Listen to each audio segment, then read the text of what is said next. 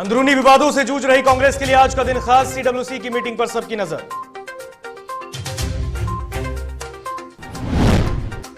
जम्मू कश्मीर के पुलवामा में सुरक्षा बलों की आतंकियों से मुठभेड़ में एक आतंकी ढेर। सुरक्षा बलों ने लश्कर के कमांडर को घेरा। छत्तीसगढ़ के रायपुर रेलवे स्टेशन पर ट्रेन में बम धमाका। सीआरपीएफ के 6 जवान घायल। पटना सहित 19 जिलों में आज होगी बारिश। मौसम विभाग ने जारी किया अलर्ट।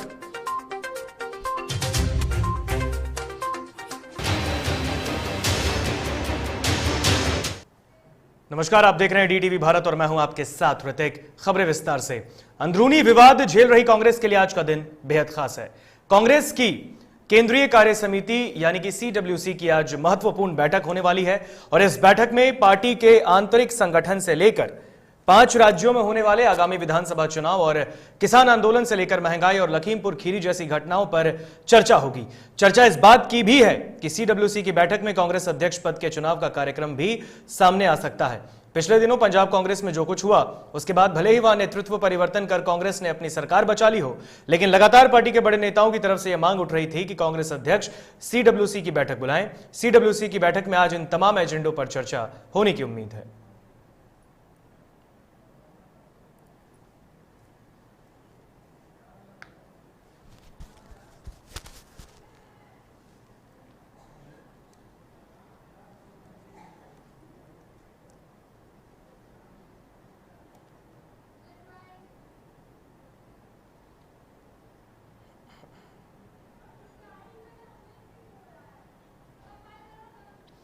तो बता दें, आज कांग्रेस की सीडब्ल्यूसी की बैठक होने वाली है। महत्वपूर्ण बैठक है और इस बैठक पर सबकी निगाह है। आपको बता दें, केंद्रीय कार्य समिति की बैठक है आज कांग्रेस की, जिसमें कांग्रेस के हाईकमान सोनिया गांधी, राहुल गांधी, प्रियंका गांधी तमाम लोग मौजूद होने वाले हैं और ऐसे में कांग्रेस अध्यक्ष पद के लिए भी बातें हो सकती हैं। इसके लिए भी चर्चाएं तेज है। इसके साथ ही लखीमपुर की खीरी जैसी घटना के साथ साथ जो किसान आंदोलन है और इसको लेकर जो आगामी विधानसभा चुनाव 5 राज्यों में होने वाले हैं, इस पर भी चर्चा आज के इस बैठक में होने वाली है।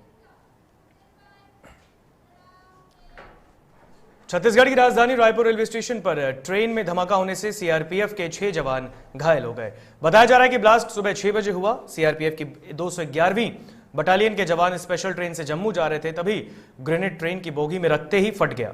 सीआरपीएफ के एक हवलदार की हालत भी गंभीर है, जिसे अस्पताल में भर्ती कराया गया है। मौके पर सीआरपीएफ के आला अधिकारी भी पहुंच गए हैं। तो बता दें, आज छत्तीसगढ़ के रायपुर रेलवे स्टेशन पर आज बम का धमाका हुआ है और बम धमाके में सीआरपीएफ के 6 जवान घायल हुए। तस्वीर में आप देख सकते हैं।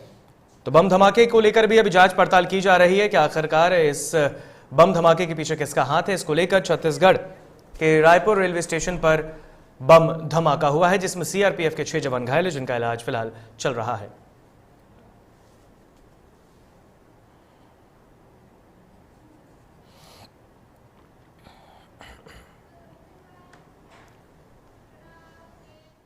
जम्मू कश्मीर के पुलवामा में सुरक्षा बलों और आतंकियों के बीच मुठभेड़ जारी है।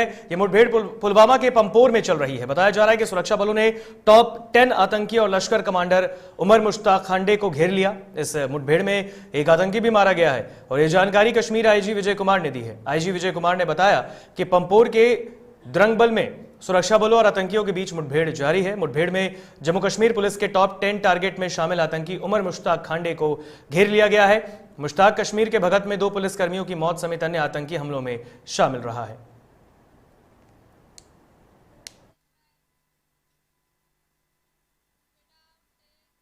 उत्तर प्रदेश के आगरा में नो एंट्री में घुसे एक ट्रक ने कई लोगों को रौंद दिया है, तो वहीं शहर और कॉलोनियों में पुलिस की वसूली लोगों के लिए मौत का सामान बनती जा रही है। आपको बता दें कि पुलिस की अवैध वसूली के बाद नो एंट्री में घुसे ट्रक ने कई को रौंदा है। वहीं ट्रक के नीचे आए एक बच्चे की घटनास्थल पर ही मौत हो गई। सूत्रों की माने तो घटना के बाद ट्रक चालक और कंडक्टर भाग गया। घटना से गुस्साए लोगों ने जाम लगाने के साथ ट्रक को भी अपना निशाना बना डाला।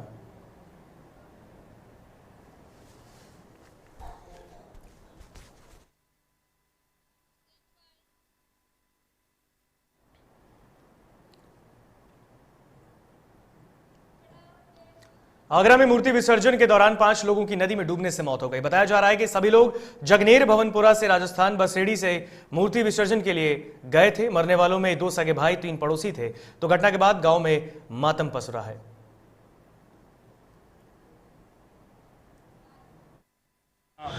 जगने से कुछ लोग वहाँ का आज दुर्गा प्रतिमा का मूर्ति विसर्जन के लिए गया था। राजस्थान में धौलपुर जनपद में थाना बसरी में पार्वती नदी पे मूर्ति विसर्जन के लिए गया था।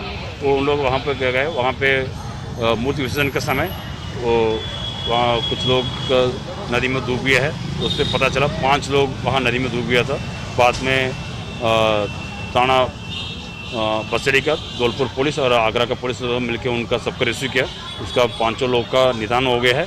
उनका 5 को पुलिस ने रेस्क्यू कर दी, रिकवरी कर दी है, रिकवरी करके लेके आ गया और बहुत बड़ा दुर्घटना हुआ है। नवरात्र का समापन हो चुका है और अब मां की प्रतिमा को विसर्जित किया जा रहा है और इसी को लेकर आगरा में मूर्ति विसर्जन में जाते समय 2 पक्षों में जमकर झड़प हुई। तो वहीं युवकों ने आरोप लगाया कि झड़प के समय मौके पर मौजूद पुलिस ने किसी की सहायता भी नहीं की और साथ ही पीड़ित पक्ष ने दरोगा पर मारपीट के भी आरोप लगाए हैं। वहीं भीड़ ने दरोगा को घेर कर खींचतान भी की और युवकों ने आरोप लगाया कि बीजेपी सरकार में यादव होने की सजा वे भुगत रहे हैं।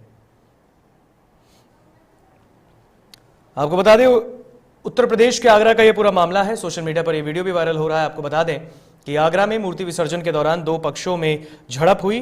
हालांकि उनका आरोप है कि पुलिस मौके पर मौजूद थी, लेकिन पुलिस ने उन लोगों की मदद तक नहीं की, जिसके बाद विवाद बढ़ गया। चेन्नई सुपर किंग्स आईपीएल 2021 की चैंपियन बन गई है। एमएस धोनी की कप्तानी वाली चेन्नई सुपर किंग्स ने दुबई में हुए फाइनल मुकाबले में कोलकाता नाइट राइडर्स को 27 रनों से हराकर चौथी बार आईपीएल चैंपियनशिप पर अपना कब्जा जमाया है। पहले बल्लेबाजी करते हुए चेन्नई के फाफ डुप्लेसी ने 86 रनों की बेहतरीन पारी खेली, जिसके दम पर चेन्नई ने 192 रनों का जबरदस्त स्कोर खड़ा कर दिया।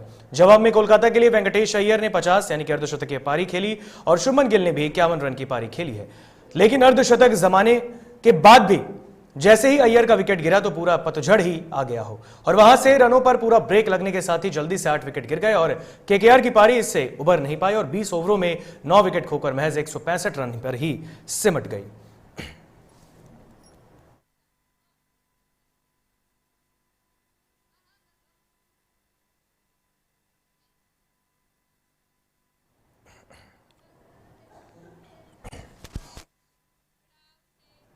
तो बता दें कि दुबई में यानी कि यूएई में ये मैच चल रहा था दुबई में और सीएसके बनाम कोलकाता नाइट राइडर्स के यह मैच और जिसमें महेंद्र सिंह धोनी की कप्तानी में सीएसके ने चौथी बार आईपीएल की ट्रॉफी पर कब्जा जमाया। तो यार रुकेंगे एक छोटे से ब्रेक के लिए, ब्रेक के बाद लौटेंगे तो अन्य खबरें पर चर्चा की जाएगी।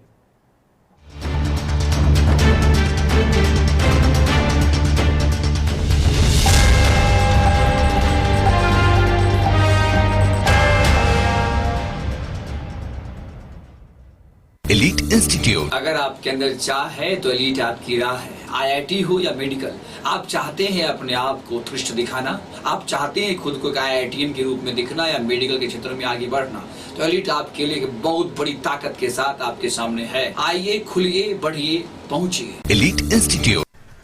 दादी, इतने सारे पापड़ बन गए, क्या करे?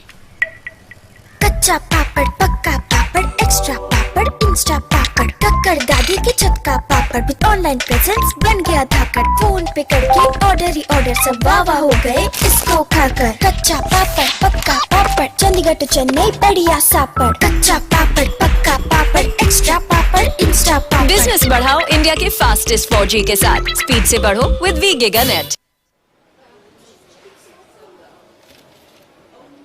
और ये रहा आपका बर्थडे गिफ्ट। पापा, बेटा ये कैसा है? ये दुनिया क्यों न समझे, मेरी दुनिया बदल गई।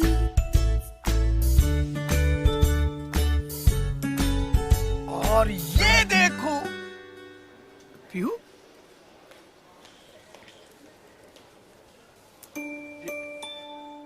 पीहू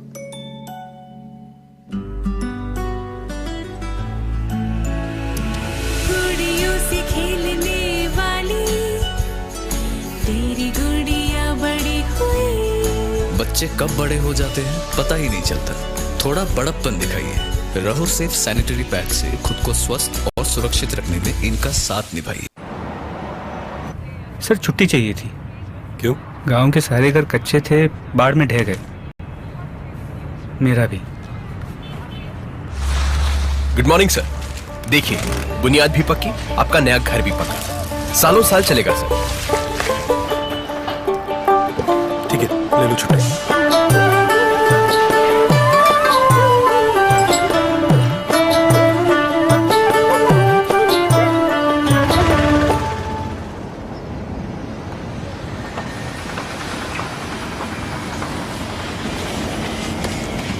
लो, हो गया घर पक्का। छुट्टी कैंसिल।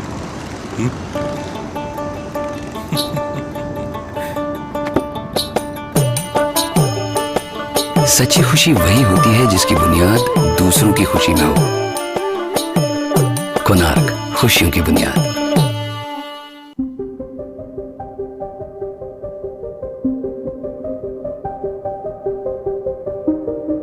डीटीवी भारत, देश के नाम। अबे गुड्डू, ठीक से लगाओ बे। रिश्तेदार आएंगे तो उनको लगना चाहिए ना कि इस घर में हमारे चंदा का कितना मान सम्मान है, और आज हम और हमारा परिवार कितना खुश है। हाँ हम तो आपको बताना ही भूल गए, हमारी चंदा इतने सालों बाद गाभन हुई है। हाँ और पहले जो दो खाए ना तो स्वस्थ और तंदुरुस्त कैसे रहेगी। भला हो मधुसूदन गोल्ड पशु आहार का, जिसके देने से हमारी चंदा गाभन हुई और उसको एक रिष्ट पुष्ट बच्चा हुआ। हाँ अगर आप भी अपने पशुओं से करते हैं प्यार तो उन्हें दीजिए सिर्फ और सिर्फ मधुसूदन गोल्ड पशु आहार। भाग खुल जाएंगे।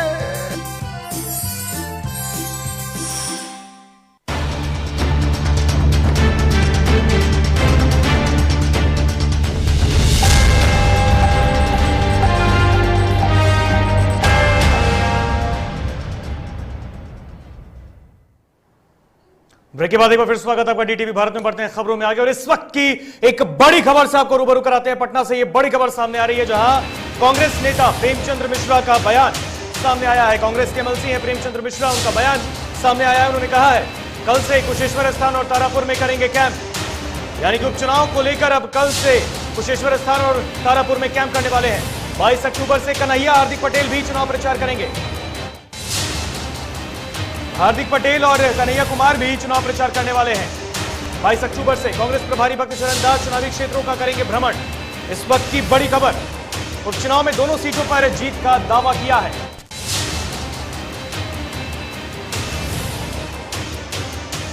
और इस खबर पर अधिक जानकारी के लिए हमसे बातचीत करने के लिए न्यूज रूम से हमारे साथ हमारी सहयोगी पूजा लाइव जुड़ चुकी हैं। पूजा, कांग्रेस ने जीत का दावा किया है और अब कल से प्रचार प्रसार शुरू हो जाएगा और महज कुछ दिन बचे हैं उपचुनाव में।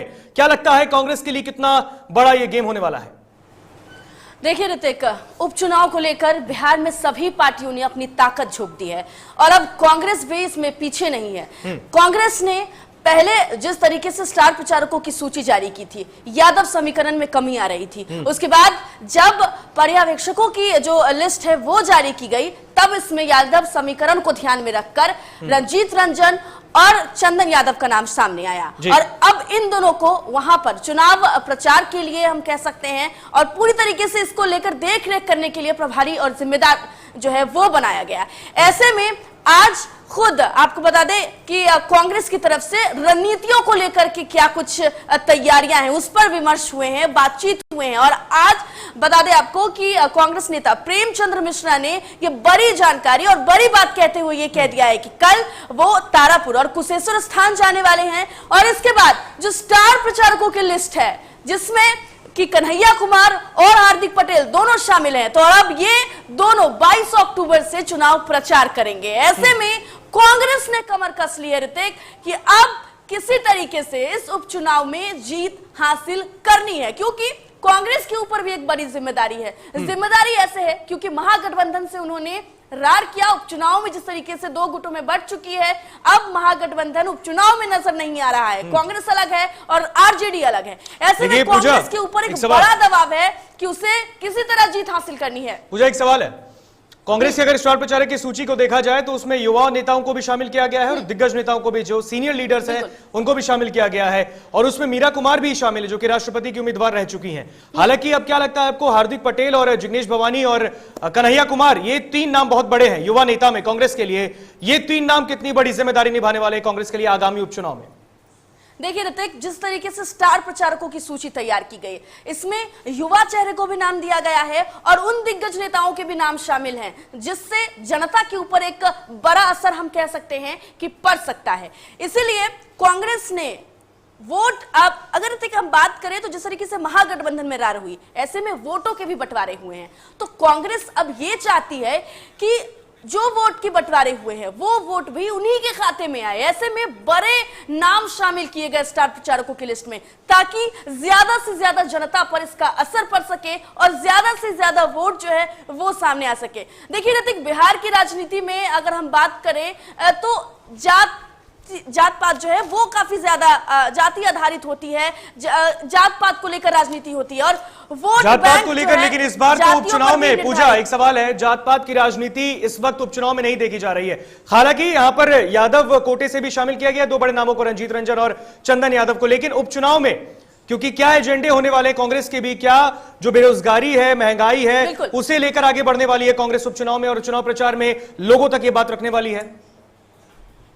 बिल्कुल, देखिए ऋतिक, यादव समीकरण की अगर हम बात करें तो इसमें कहीं ना कहीं पीछे हट रही थी कांग्रेस और वहां पर नहीं डाला गया था सूची में जो लिस्ट जारी की गई थी, लेकिन अब इन दोनों का नाम आगे आया है। ऐसे में कांग्रेस ने यह तय किया है कि किसी भी तरीके से एक भी वोट हो, चाहे वो जातियों के आधार पर हो या किसी तरीके से हो, उसे गंवाना नहीं है। ऐसे में कांग्रेस ने बड़ी सेंधमारी अगर हम कहें तो वो करने की कोशिश की है ताकि उपचुनाव में जो अलग अलग पार्टियां इस बार खड़ी हो रही है, कड़ी टक्कर है और कांग्रेस की तो अब आरजेडी से बड़ी टक्कर हम कह सकते हैं, क्योंकि इस उपचुनाव में दोनों अलग हो चुकी है और उपचुनाव में दोनों जिस तरीके से कुशेश्वर स्थान और तारापुर सीट पर उपचुनाव होने हैं, जीत हासिल करने के लिए पूरी तरीके से कमर कस ली गई है, दमखम लगा रही है सभी चुनावी जो पार्टियां हैं, अलग अलग राजनीतिक पार्टियां, तो चाहती है कि जीत हासिल। अगर इस वक्त अगर उपचुनाव में देखा जाए तो दोनों अलग हो चुकी है, महागठबंधन में राजद और कांग्रेस दोनों अलग हो चुके हैं। हालांकि दोनों ने अपने अपने जीतों का दावा किया है,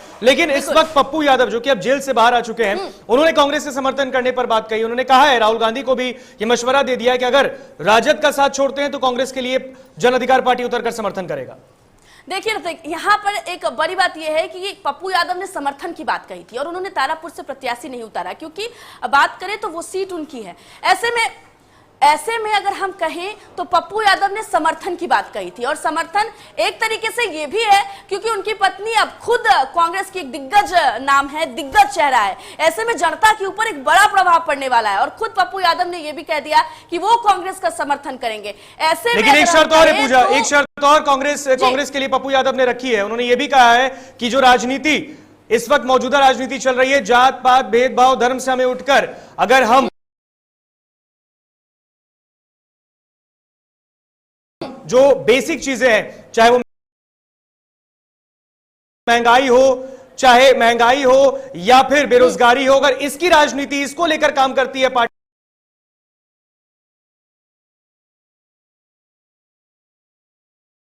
तो फिर जाप के प्रमुख सपोर्ट करेंगे कांग्रेस को।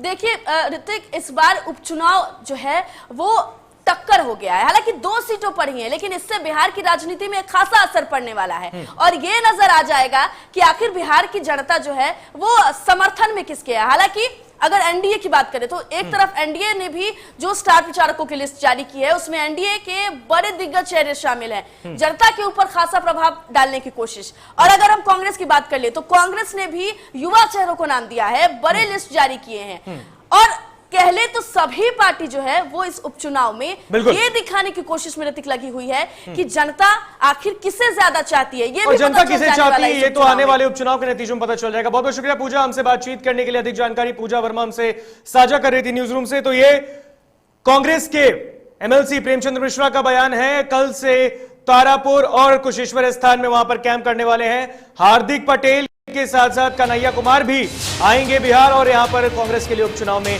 प्रचार प्रसार करने वाले। तो ये बड़ी खबर हम आपको बता रहे हैं।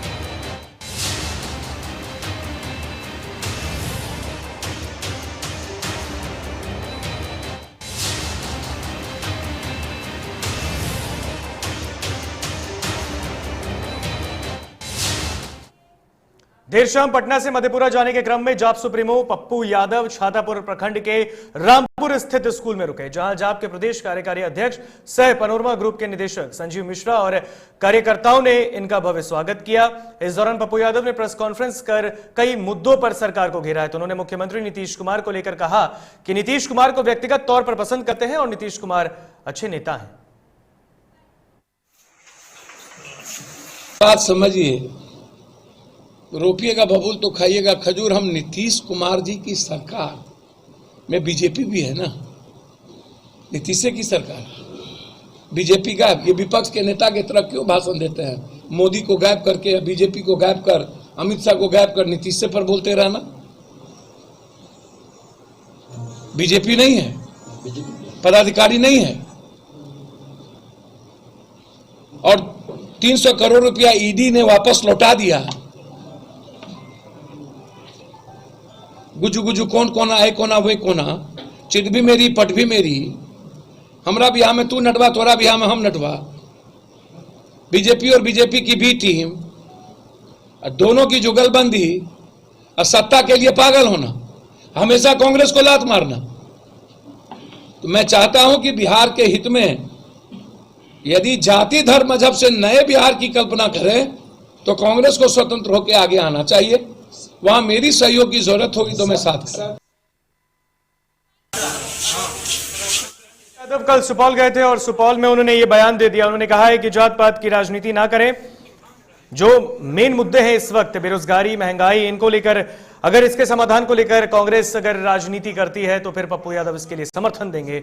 सुपौल में रुके थे और हालांकि उन्होंने बीजेपी पर भी कड़े तेवर दिखाए। उन्होंने कहा कि सिर्फ नीतीश कुमार पर ही हमला बोलना, मुख्यमंत्री पर ही हमला बोलना कहीं से सही नहीं है। यह सरकार नीतीश कुमार की है और बीजेपी भी इसके सहयोग में है, तो बीजेपी की भी उतनी ही गलती है।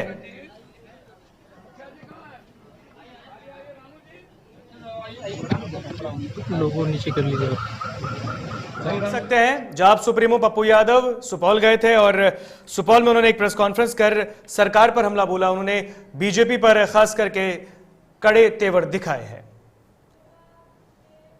बगहा के दहवा पीएचसी मामले में डीटीवी भारत की खबर का बड़ा असर हुआ है। डीटीवी भारत ने पीएचसी दहवा की खबर प्रमुखता से दिखाई, जिसमें बच्ची का पैर जलने पर पीएचसी में इलाज नहीं किया गया और बच्ची को परिजनों के साथ वापस लौटाया गया। इसके बाद डीटीवी भारत ने खबर दिखाने के बाद जेडीयू के एमएलसी भीष्म साहनी ने संज्ञान लिया, तो वहीं डीटीवी भारत की खबर पर एमएलसी ने मुहर भी लगाई है और डीएम को पत्र लिखकर कार्रवाई करने की बात भी कही है।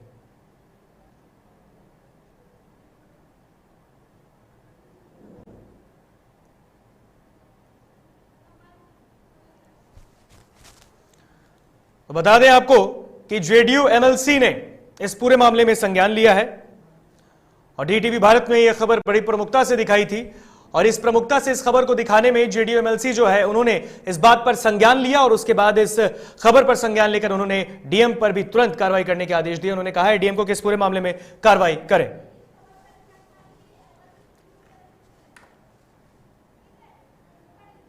और इस खबर पर बातचीत करने के लिए हमारे साथ जनता दल यूनाइटेड के विधान पार्षद MLC Bhishma Sahni phone line पर जुड़ चुके हैं। बहुत बहुत स्वागत है भीष्म जी आपका डीटीवी भारत में।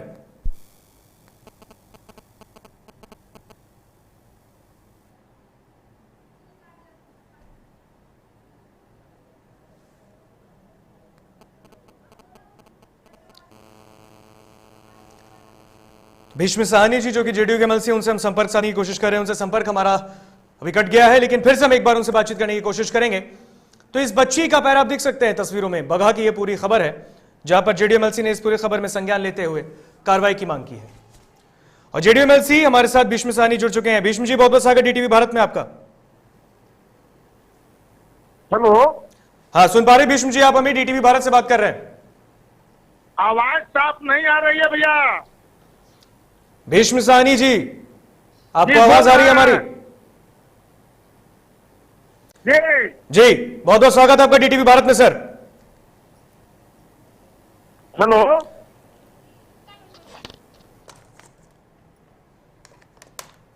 लगता है जेडीयू एमएलसी तक हमारी बात ठीक से नहीं पहुंच पा रही है। हालांकि संज्ञान लिया गया है और इस पूरे मामले में कार्रवाई की गई है। तो आपको बता दें कि जेडीयू एमएलसी भीष्म साहनी जो कि वहां से एमएलसी हैं और उन्होंने इस पूरे मामले में संज्ञान भी लिया है।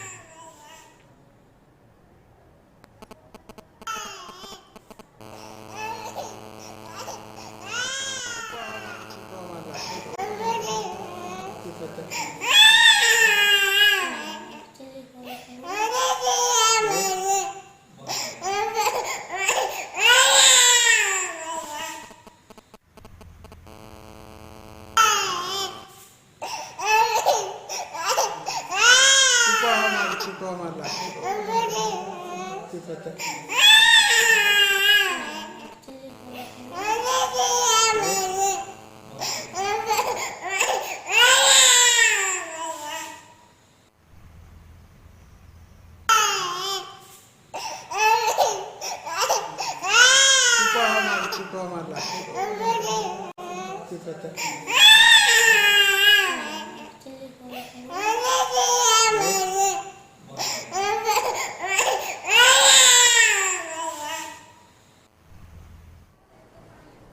तो इस खबर पर बातचीत करने के लिए हमारे साथ बगहा से संवाददाता अभिषेक पांडे फोन लाइन पर जुड़ चुके हैं। अभिषेक, जेडीयू-एमएलसी तक इस पूरी बात के गई भी है और इस पर उन्होंने संज्ञान लिया है। हालांकि डीएम को पत्र लिखकर पूरे कार्रवाई की मांग की है। स्वास्थ्य कर्मियों पर क्या कुछ गाज गिरी है इसमें? जी देखिए ऋतिक, मैं आपको बता दूं कि डीटीवी कल इस खबर को लेकर जो सरकारी अस्पताल की व्यवस्था थी उसको लेकर डीटीवी भारत ने खबर को प्रमुखता से दिखाया था, जिसको लेकर जेडीयू-एमएलसी भीष्म साहनी ने संज्ञान लिया है और कार्रवाई करने की बात कही है। जेडीयू-एमएलसी भीष्म साहनी का कहना है कि वो सिविल सर्जन बेतिया और जिलाधिकारी कुंदन कुमार को लिखित आवेदन देकर वो कार्रवाई करने की बात बोल रहे हैं। जी जी, तो डीएम ने क्या कुछ कहा इस पूरे मामले में? जी देखिए, मैं आपको बता दूं कि अभी इससे डॉक्टरों द्वारा कोई प्रतिक्रिया नहीं मिल पाई है, लेकिन हालांकि अभी यह जांच का विषय बनता है कि सरकारी अस्पताल की जो सरकार दावे करती है कि सरकारी अस्पताल में सुविधाएं मुहैया कराई जा रही है जिसमें गरीब असहाय लोगों की इलाज हो सके, लेकिन ये सरकारी अस्पताल की पोल खोलती नजर आ रही है जहाँ पे कुव्यवस्था नजर आ रही है। जी अभिषेक, तमाम जानकारी के लिए बहुत बहुत शुक्रिया आपका। तो अभिषेक हमारे साथ इस खबर पर अधिक जानकारी साझा कर रहे थे। तो आपको बता दें कि डीएम को पत्र लिखकर कार्रवाई की मांग की गई है। बगहा का यह पूरा मामला आप तस्वीरों में देख सकते हैं। बच्ची का पैर जल गया लेकिन स्वास्थ्य कर्मी वहां पर मौजूद नहीं रहे। तो फिलहाल खबरों में इतना ही। आप मुझे दीजिए इजाजत। देखते रहिए डीटीवी भारत। नमस्कार।